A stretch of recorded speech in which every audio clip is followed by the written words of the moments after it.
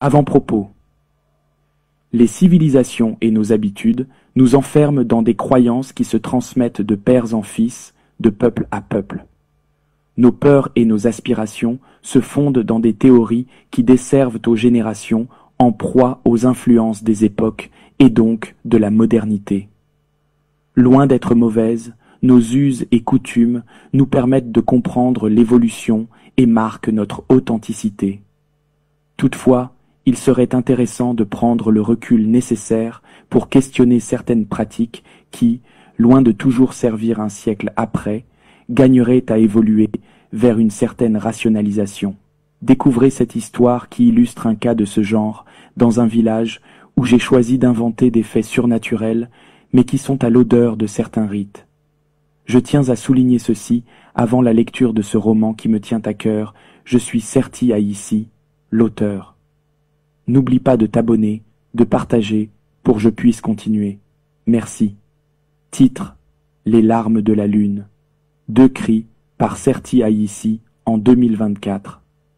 Chapitre 1. Le destin est aussi imprévisible qu'une femme en colère. L'odeur de la pièce, remplie par la peinture neuve qui recouvrait fraîchement mon siège, me faisait penser à la pendaison de crémaillère des maisons nouvellement habitées. Je ne voyais plus les gens passer. Les habitudes de l'hôpital Sainte-Marie, pourtant bruyant, contrastaient avec le silence de ma tristesse. L'effroi des dernières minutes me hantera pour toujours. Des larmes perlèrent mes joues. Incapable de les arrêter, des coulées intarissables inondèrent mon visage et me rappelèrent mon échec. Comment faire pour faire goûter à cet enfant le sentiment unique de la maternité? Comment faire comprendre à cet enfant que l'imperfection humaine est la raison de son essolement? Ô mon Dieu, pourquoi cela n'arrive qu'à moi?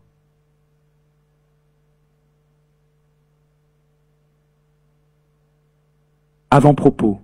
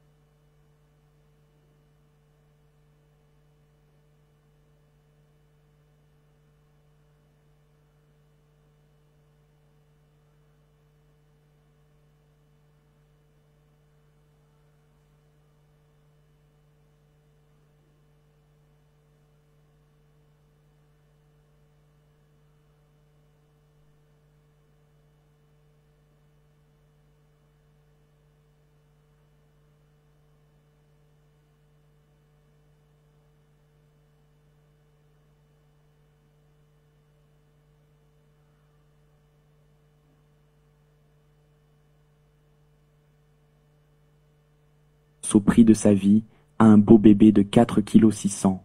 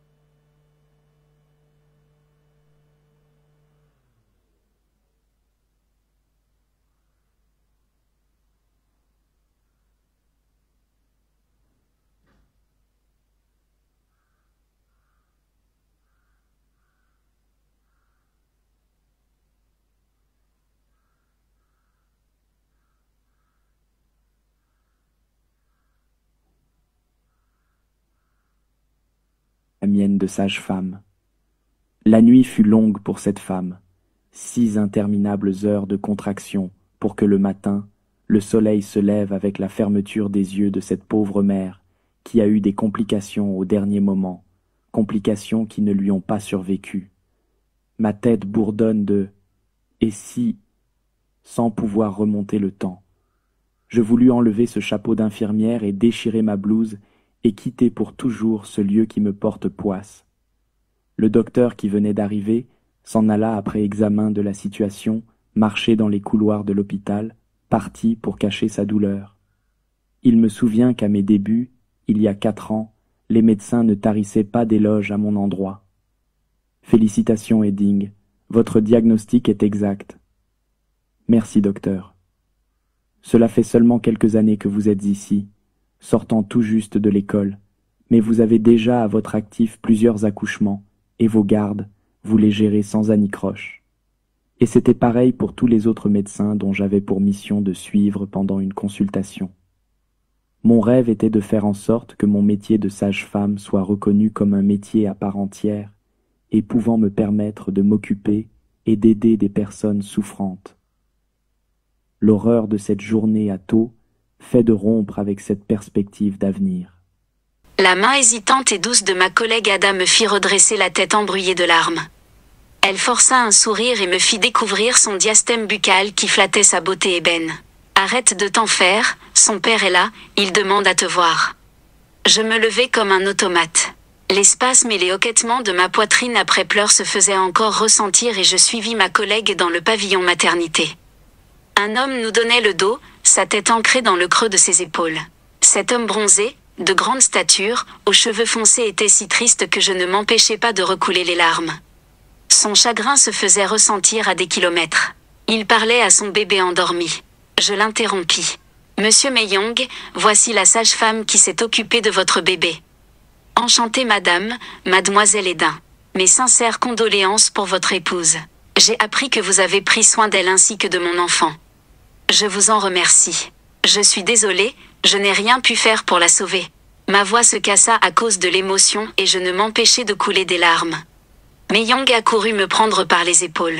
Le contact de son torse eut pour effet de provoquer une accalmie déconcertante. Me savoir si proche de cet étranger me procurait une sensation étrange. « Calmez-vous mademoiselle, ce n'est pas de votre faute. J'aurais dû faire quelque chose pour la sauver. Non, ne vous sentez pas coupable? Les deux auraient pu y rester mais, vous avez tout donné pour sauver mon fils.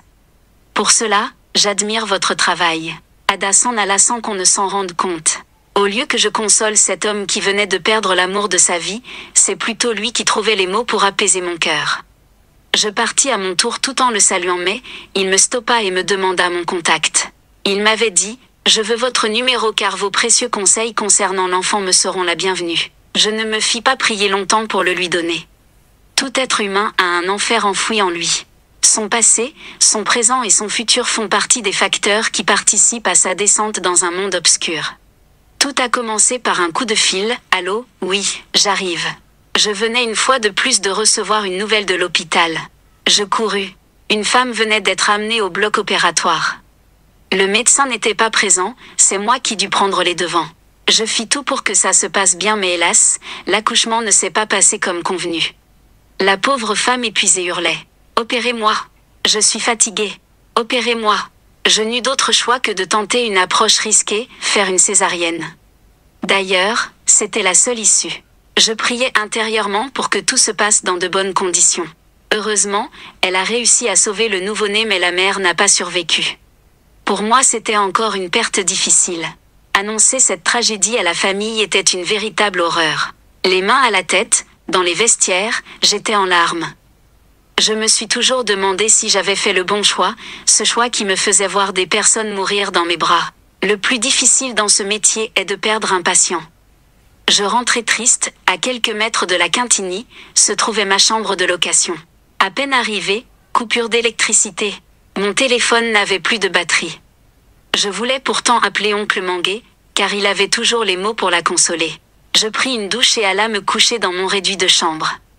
Toute seule, calme, j'entendais les miaulements des chats de l'extérieur ainsi que les aboiements de chiens errants des chemins qui s'agitaient.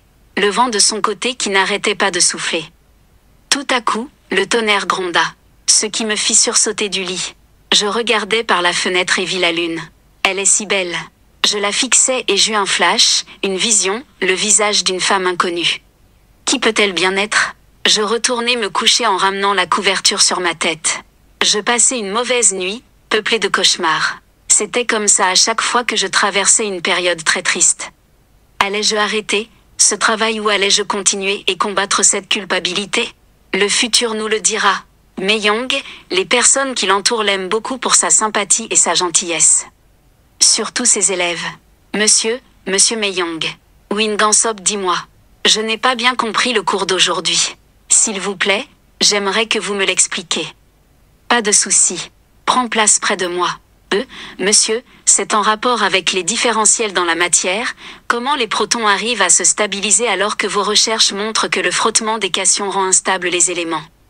En effet, Gansop, mais vous n'avez pas remarqué que les charges négatives viennent stabiliser le processus? Ah, d'accord docteur, je comprends mieux, merci. Je pense que je t'ai aidé. Il se lève pour aller et elle se lève aussi et se tient devant lui, muette mais les yeux pleins de messages. Pendant un instant, l'instant d'une seconde, ils se défient du regard, incapables l'un comme l'autre de dire un mot mais pas pour les mêmes raisons. C'est le docteur Mei-Yong qui rompit ce lourd silence. Un souci, mademoiselle Gansop? Monsieur, docteur, est-ce que vous êtes marié? Quoi? Excusez mon indiscrétion mais j'ai remarqué que vous êtes un peu pensif et même triste depuis aujourd'hui, il y a un souci? Cela ne vous regarde pas et... Il arrêta de parler. Il savait que cette étudiante de 18 avait des sentiments pour lui.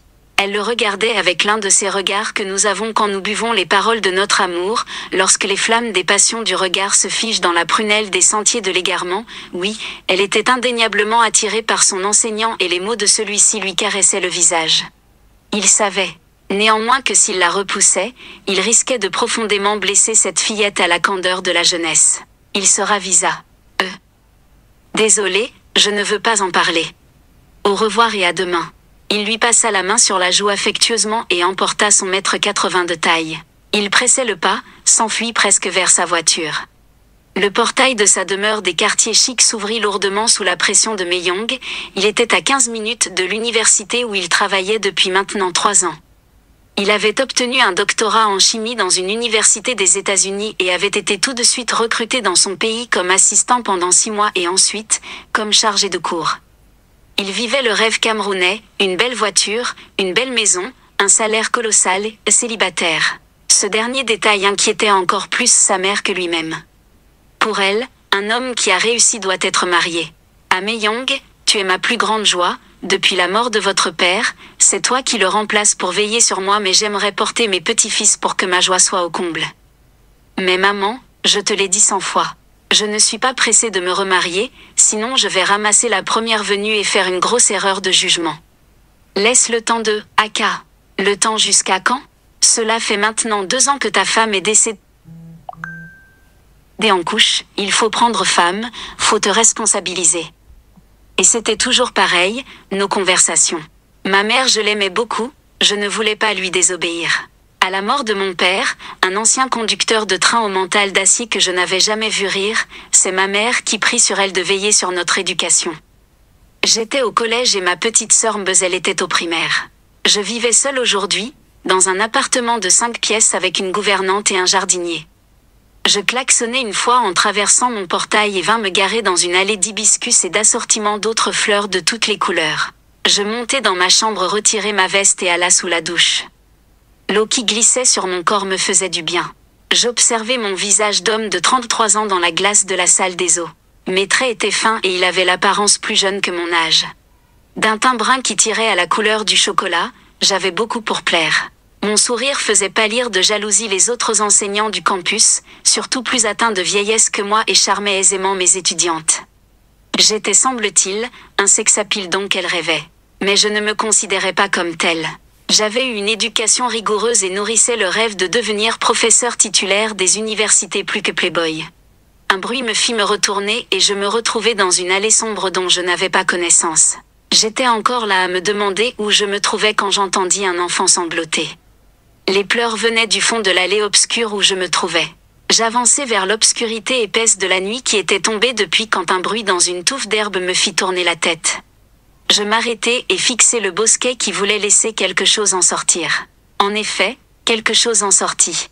Informe, avec une sorte de tête ou de masque. La chose approcha rapidement en grognant et sauta sur moi, et ce fut tout de suite le trou noir. Je me réveillai attaché à des lianes sur 2 bûches en forme de X plantées dans le sol. Totalement nue et je ne compris pas tout de suite. La lune au-dessus de ma tête était rouge sang et mon ventre me faisait terriblement souffrir. Je vis le monstre qui m'avait assommé en train de violer un enfant de quelques années. Certainement l'enfant dont j'avais entendu les cris. Je voulus parler mais mon souffle était coupé. Je baissai la tête et découvris avec horreur que mes intestins pendaient hors de son ventre. J'avais été éventrée. Ah! Mon cri déchirant me fit tomber du lit. Ouf! Ce n'était qu'un rêve. Je m'étais endormie de fatigue après son bain. Les